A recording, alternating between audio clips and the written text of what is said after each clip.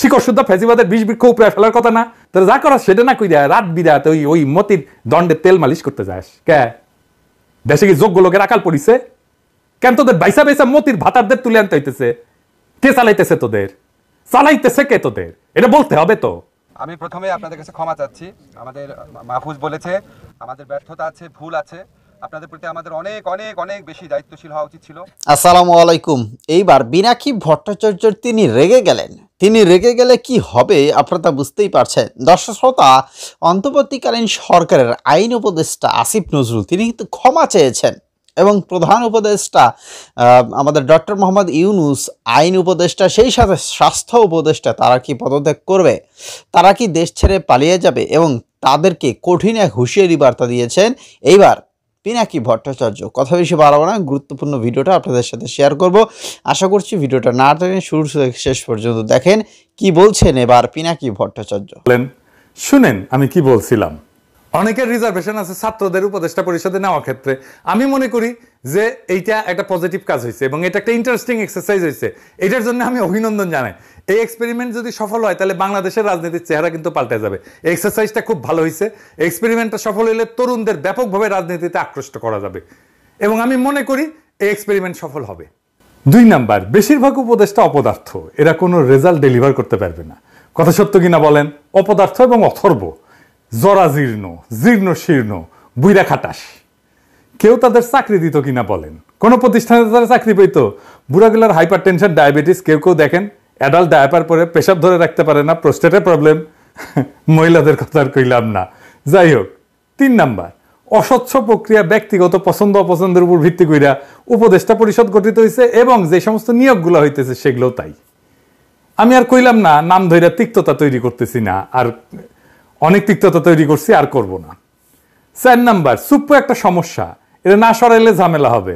ছাত্ররা কলে বুঝছে পরে ওয়াকার একটা ঝামেলা, সে বিকল্প ক্ষমতা কেন্দ্র তৈরি করতেছে। আপনি তো দেখছেন স্বামীও এটা নিয়ে লিখছে। আগে কলে আমি যখন কইছিলাম তখন স্বামী আমার উল্টা লিখছিল, দেখেছেন। 6 নাম্বার, আমি বলছিলাম এই সরকার জনপ্রিয়তা হারাইবে, হারাইছে, হারাইতেছে। 7 নাম্বার, আমি বলছিলাম ছাত্ররা জনপ্রিয়তা হারাইবে, হইছে। 8 নাম্বার, আমি বলছিলাম আওয়ামী লীগ ফিরে আসার চেষ্টা করবে, নানা জায়গায় ঝামেলা করবে, করছে। এর কারণ কি? কারণ হইতেছে বিপ্লব ওই প্রথম দিনেই বেহাত হয়ে গেছে। বিড়াল মারতে হয় প্রথম রাতেই। আর এই বেহাত করার 2 কারিগর হইতেছে ওয়াকার আর আসিফ নজরুল। ওয়াকার তো বিপ্লবের স্টেক হোল্ডার না, কিন্তু আসিফ নজরুল নিজের হাতে পুরো জিনিসটা ধ্বংস করে দিছে, মনের মাধুরী মিশায় ধ্বংস করেছে আর কি। আমি আজ বলতেছি, মিলাই নেন, আজ থেকে 20 বছর পরে আসিফ নজরুল এই বিপ্লবের ভিলেন হিসাবে পরিচিতি পাবে। আজকে সেজন্য সিল মারলাম না, আপনারা মাইরা নিয়েন 20 বছর পরে। সিলটা সেদিনই মাইরেন। আসিফ নজরুল পুরা বিজয়টাকে বাঙ্গু এলিটদের হাতে তুলে দিছে, তার প্রিয় প্রথম আলো, ডেইলি স্টার এই গ্রুপের কাছে। তাই বশিরেরা উপদেষ্টা হয়, যারে daily star business person of the year পুরস্কার দেয়। ফারুকি, যারে নিয়ে প্রথম আলো কয়েকদিন আগে একটা বিশাল স্টোরি ফান্দে উপদেষ্টা হওয়ার আগে, এটা দেখানোর জন্য যে সে এই কালচারাল এরিয়া কন্ট্রোল করে। এখানে কালচারাল এরিয়ায় যারা শেঠ তারা সব তার ভাই বেড়াদার, এবং ভাই বেড়াদার বলে একটা গ্রুপ আছে, সেটা ফারুকির গ্রুপের ওই সোবিয়াল গ্রুপের লোকজন যারা ফারুকির সাথে কাজ করেছিল, বুঝছাও। ফারুকিরা নিয়ে যখন চারিদিকে হাউকাউ লেগে গেছে তখন ফারুকিরা অভিনন্দন জানায় কে কি কইতেছে তাই নিয়ে প্রথম আলো নিউজ করেছে, দেখেছাও। এত করবি তো, তোর নয়া বাল গজাইছে আয়নায় তো দেখবই, কিন্তু ফারুকির নিয়োগ নিয়া জনমানুষের মনে যে বিক্ষোভ, তার নিউজ দেখেছেন প্রথম আলো, ডেইলি স্টার, কোথাও দেখেন নাই। এইভাবেই আপনার কণ্ঠস্বরকে সে নাই করে দেয়, চাইপা ধরে, বুঝছাও। এটাই হইতেছে প্রথম আলো, এটাই হইতেছে ডেইলি স্টার। তারিখটা দেখান ডেইলি এডিটর সাহেব। এবার দেখেছেন তো, বুঝেছেন তো যে ফারুকির এইটা, বশিরের এটা প্রথম আলো ডেইলি স্টার গ্রুপের একটা concerted effort, very meticulous plan, বুঝছাও। তারপরে কি হয়েছে, আরো একটা কাম হয়েছে। কামটা কি? গোলাম মুর্তজা ওয়াশিংটন আর আকবর হোসেন লন্ডনে প্রেস মিনিস্টার পদে যাইতেছে, নিয়োগ পাইছে 2 ডেইলি স্টার। এখন আমার ক্ষুদ্র ভাতার ভগিনীরা কইবে যে দাদার মাথাটা গেছে, সব জায়গায় খালি ডেইলি স্টার দেখেন। গোলাম মুর্তজা না হয় ডেইলি স্টার বুঝলাম, আকবর কেমনে ডেইলি স্টার, ওই তো বিবিসি, তাই না? আমার ক্ষুদ্র ভাতা এবং ভগিনীরা, ওরা যে এই পুকুরে সাঁতার কাটে না, আমি সেই পুকুরে সিল। এই যে দেখেন, বিবিসিতে যাওয়ার আগে ওই ডেইলি স্টারে ছিল আকবর, বুঝছাও? পশ্চিমে গরুর খামারে পাছায় ছাপ্পা দিয়ে দিত, হ্যাঁ, গরুর মার্কার জন্য। বাঙ্গু এলিট হইতে এলে পাছায় ডেইলি স্টার আর প্রথম হলো ছাপ্পা থাকা জরুরি। আচ্ছা, এডিটর সাহেব, এরপর থেকে যত বাঙ্গু এলিট পাইবেন না, তার পাছার ছবি যদি পান, উটি সিল মারবেন একেবারে। ডেইলি স্টার, প্রথম আলো, জাউরা সিল বাদ, এখন ডেইলি স্টার, প্রথম আলো সিল মেরে দেবো পাছায়। আমাদের এই বিজয়ের ফল ভোগ করতেছে ডেইলি স্টারের সাংবাদিক, যেই ডেইলি স্টার ছাত্রদের দুষ্কৃতিকারী বলছিল আর তাদের নির্মূল করতে হাসিনাকে সাহায্য করবে বলছিল। এই যে দেখেন, মাহফুজা নাম নিজে লিখেছিল। সেই ডেইলি স্টারের সাংবাদিক ছাড়া আমাদের পররাষ্ট্র মন্ত্রণালয় সাংবাদিক খুঁজে পায় না। তবে অবশ্য সুপারিশ করেছিল নাহিদ, হাঙ্গেরের প্রিয় নাহিদ ছাত্রনেতা। এই মাহফুজা নাম 7 সেপ্টেম্বর প্রফেসর ইউনূসের সাথে সাক্ষাৎ করে বলছিল 3 বছর পর্যন্ত প্রফেসর ইউনূস সাহেবের কথা সুপারিশ করেছিল। দেখেন, প্রগতিশীল বিএনপি তো ডেইলি স্টারকে হেভি সাপোর্ট দিতেছে, তো তারে ধরে না কেন? 3 বছর থাকার সার্টিফিকেট যে দিছিল, তখন ধরবে না কলে? তখন ওদের সমস্ত পৌরুষ পতায়া যাবে। প্রগতিশীল বিএনপি, প্রগতিশীল তো ওদের সবসময় কলিকাতা হারবাল লাগে আর কি, বুঝছাও? এবার আসেন আসিফ নজরুল প্রসঙ্গে আর একটা বিষয় আসি। মাঝে এটা আগেই ধরবো ভাবিছিলাম, কিন্তু ওই যে জেনেভার যে ঝাড়ি খেয়েছে না, ওইটার জন্য একটু কয়েকদিন রিলিজ দিছিলাম। তবে আসিফ নজরুল কয়ে রাখি, ওইটার প্রতিশোধ করলে আমিই নিমু। ওইটা ওই যে আপনারা যেটা করেছিল না, ওটার প্রতিশোধ আমি নিমু, আমি। হ্যাঁ, প্ল্যানিং হচ্ছে। যাই হোক, ওইটা পরে আসিছি। তো যাই হোক, সে কইছে কি আমাদের নাকি ধৈর্য কম। শুনেন, কইছে ধৈর্য কম। একটা হলো আমাদের একটু ধৈর্যের অভাব আছে। আমি ফাহাম আব্দুল সালামের একটা অসাধারণ স্ট্যাটাস দেখলাম। তার স্ট্যাটাসে সে লিখেছে, দুঃসময়ে আমরা বছরের পর বছর অপেক্ষা করি, ধৈর্য ধরি।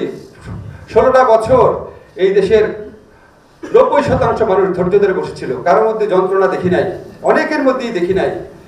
তো তখন এত ধৈর্য ছিল আমাদের, এত এরকম একটা ফ্যাসিস্ট রেজিমকে বছরের পর বছর আমরা ধৈর্য ধরে অপেক্ষা করলাম। এখন আমাদের একটু ধৈর্যটা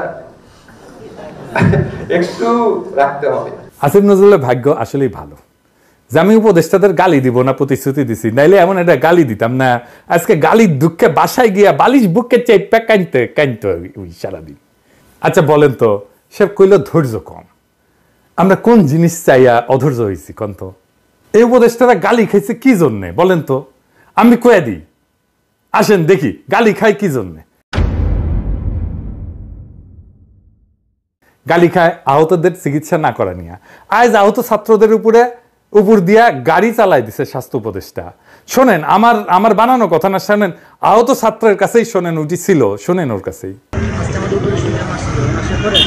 উনি রুগী দেখতে আসছিল, ওনার কথা ছিল এখানে যারা বৈষম্যদের ছাত্র আন্দোলনের রোগী ছিল তাদেরকে প্রত্যেকে দেখবেন, দেখে তাদের চিকিৎসা যদি আরেকটু উন্নত মানের ভালো হয় তাহলে তাকে বাইরে পাঠানোর কথা বলা হবে।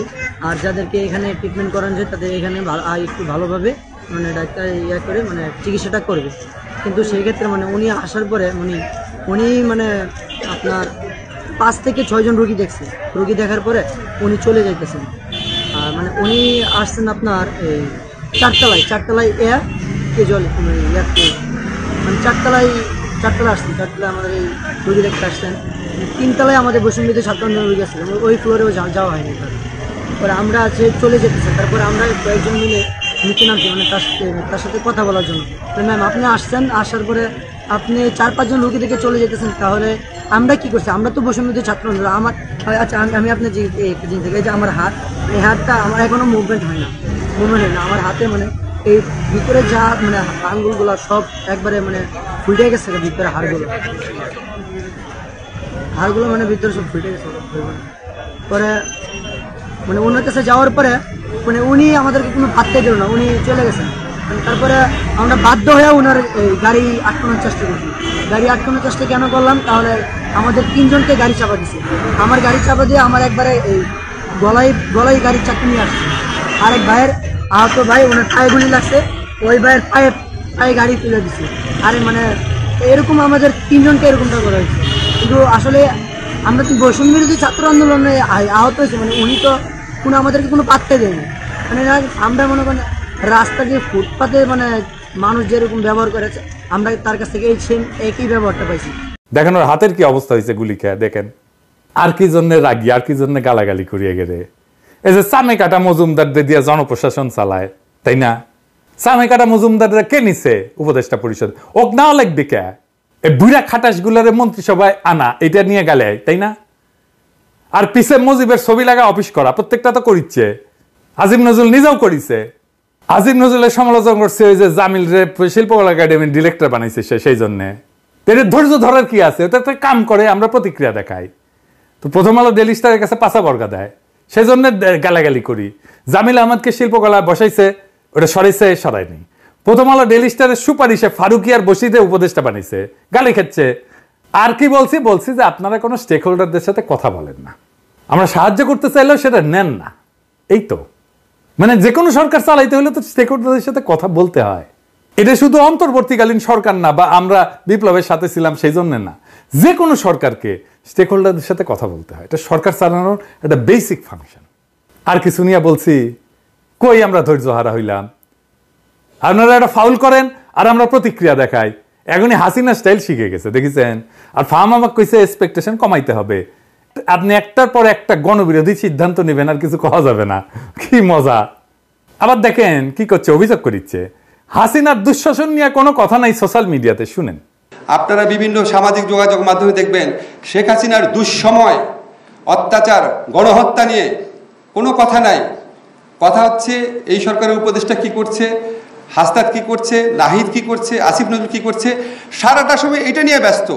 গালি না দিয়া থাকতে পারলাম না। সরকারে কি মিয়া আছে না? সোশ্যাল মিডিয়ার দিকে তাকে থাকেন কে?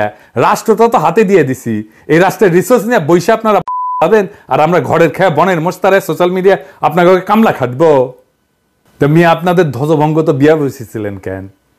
আমাদের দিকে তাকে থাকতে হয় কেন? আমরা তো 2 পয়সার ইউটিউবার আর ফেসবুকার, সোশ্যাল মিডিয়া লাগে কেন এখন? হইলে তো ডেইলি স্টার লাগে, প্রথম আলো লাগে, সুশীল লাগে, আর সোশ্যাল মিডিয়াতে তখন হাঙ্গারে লাগে না? বাহ কি মজা! হাতে তো আর্মি দিছি, পুলিশ দিছি, প্রশাসন দিছি, আন্তর্জাতিকভাবে গ্রহণযোগ্য একটা নেতাও দিছি। হাসিনারে লাথি মেরে ভেগা পাছার নিচে তো শেয়ার দিছি নাকি?